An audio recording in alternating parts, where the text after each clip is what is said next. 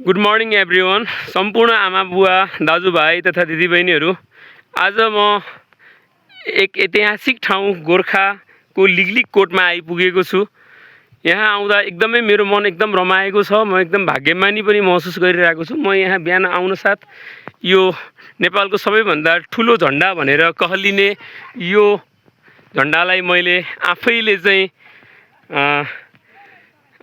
यसलाई चाहिँ फहराउन पाएँ हैन। अब आई एम लक्किएस्ट पर्सन हैन, म धेरै नै लक्की छु हैन।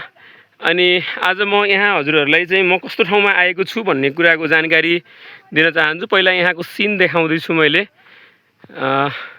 यो चाहिँ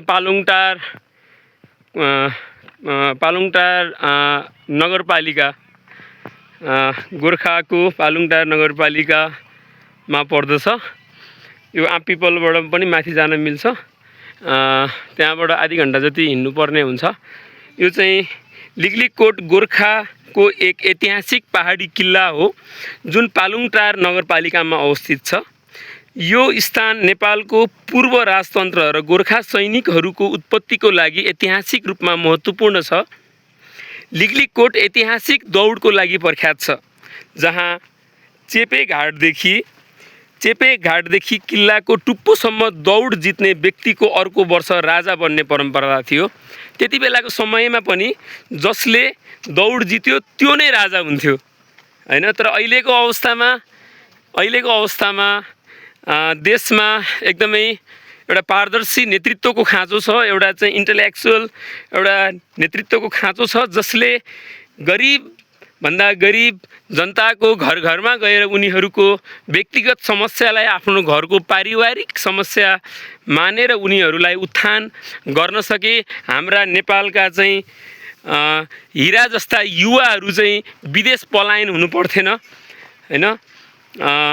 यो यति राम्रो, यो स्वर्ग जस्तो हाम्रो देश, त्यसमा पनि गोर्खा आफैमा एउटा ऐतिहासिक ठाउँ हो हैन। मान्छेलाई विदेशीहरूलाई चिनाउनु पर्दाखेरि कि त हामीले माउन्ट एभरेस्ट भनेर चिनाउँछौँ, कि त गोर्खाली भनिसकेपछि सारा विश्वले हामीलाई चाहिँ चिन्ने गर्दछ। आज म त्यो ठाउँमा आएको छु। यसको ऐतिहासिक महत्त्व भनेको चाहिँ राजवंशीय सुरुवात चाहिँ यो लिगलिग कोटमाथि विजय हासिल गरेपछि द्रव्य शाहले यहाँ राज्य स्थापना गरेका थिए, जसले गोर्खा राज्यको विस्तार जग बसाएको थियो। यहाँको प्रजातान्त्रिक परम्परा के थियो भने यहाँ हरेक वर्ष दसैँको अवसरमा दौड आयोजना गरिन्थ्यो, जसमा दौड जित्ने व्यक्तिले एक वर्षका लागि राजा बन्ने मौका पाउँथ्यो। राजा बन्ने मौका पाउँथ्यो उसले। र यो दौड चेपेघाटदेखि लिगलिग कोटसम्मको टुप्पोसम्मको हुन्थ्यो। यहाँको पर्यटन र आकर्षण भनेको चाहिँ लिगलिग कोटबाट गोर्खा आसपासका पहाड र माछापुच्छ्रे तथा मनास्लु हिमालको सुन्दर दृश्य देख्न सकिन्छ। यहाँ होमस्टे सुविधा उपलब्ध छ, जहाँ पर्यटकले स्थानीय संस्कृति र भोजनको आनन्द लिन सक्छन्। दमौली डुम्रेबाट करिब 26 किलोमिटर लामो कालो पत्रे बाटो हुँदै यहाँ पुग्न सकिन्छ। यहाँको स्थानीय विकास भनेको चाहिँ लिगलिग कोट नजिकै आमपिपल गाउँमा अस्पताल आमपिपल हस्पिटल रहेको छ, जुन 1950 तिर स्थापना भएको थियो।